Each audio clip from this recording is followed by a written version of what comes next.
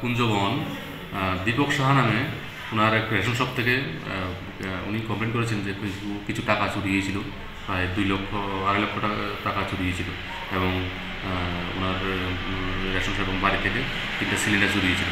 তো এবার আমরা তদন্ত করে এটাকে প্রথমেই আমরা অ্যারেস্ট করেছিলাম, কিছু প্রায় 6 জনকে প্রথমে অ্যারেস্ট করেছিলাম। অ্যারেস্ট করার পর ওদের হেফাজত থেকে আমরা গ্যাস সিলিন্ডার যেগুলি চুরি করেছিল বিভিন্ন জায়গাতে ওরা রেখেছিল, ওখান থেকে আমরা ওদের স্বীকারোক্তিমূলে আমরা সিজ করি এবং পরবর্তীতে ওদের স্বীকারোক্তিমূলে বাকি এখন আরও 5 জনকে অ্যারেস্ট করি।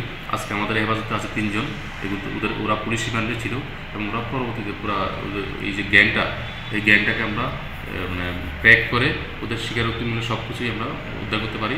আর যে ক্যাশ টাকাগুলিও স্বীকার করেছে, বিভিন্ন জায়গাতে ওরা ভাগ করে মানে নিজেদের মধ্যে ডিস্ট্রিবিউশন করে ফেলেছে এবং খরচ করে ফেলছে।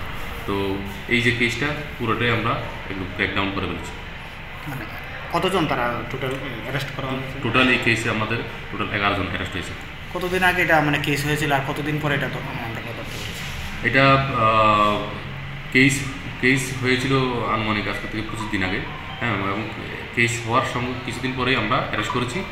প্রথমে অ্যারেস্ট করার পর তাদের স্বীকারোক্তি বলে আজকে আমরা এই যে মেইন গ্যাংয়ের যে প্রিন্সিপাল, হ্যাঁ, একিউজড, ওকে আমরা অ্যারেস্ট করেছি। ওরা পুলিশ রিমান্ডে আছে এবং আজকে আমরা মাননীয় আদালত থেকে আমরা অ্যারেস্ট করতে পারছি। কী বাজেয়াপ্ত করছেন? প্রথমেই আমরা অলরেডি যে গ্যাস সিলিন্ডারগুলি চুরি হয়েছিল সবগুলি উদ্ধার করেছি। সিলিন্ডারগুলি এখন আমাদের থানাতেই আছে, আর ক্যাশ টাকাগুলি ওরা নিজেদের মধ্যে খরচ করে ফেলছে।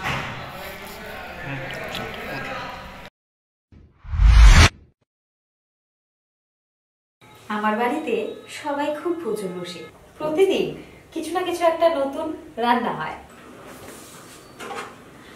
আর সবাই খুব মজা করে চেটে পুটে খায়।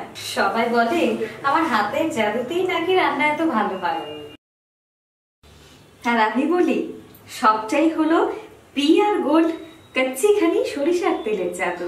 হ্যাঁ, সরাসরি কৃষকদের কাছ থেকে ক্রয় করা আসল সরিষার দানা থেকে তৈরি হয় পিআর গোল্ড কচ্চি ঘনি সরিষার তেল, যার খাঁটি ঝাঁজ এবং গুণমান আপনার খাবারকে করে তোলে সুগন্ধ ও সুস্বাদুকর। আর আপনার রান্নাঘরে যখন পিআর গোল্ড কচ্চি ঘনি সর্ষের তেল থাকবে, তখন প্রশংসা তো সবাই করবেই। পিআর গোল্ড কচ্চি ঘনি সরিষার তেল, খাঁটি তেল, খাঁটি ঝাঁজ।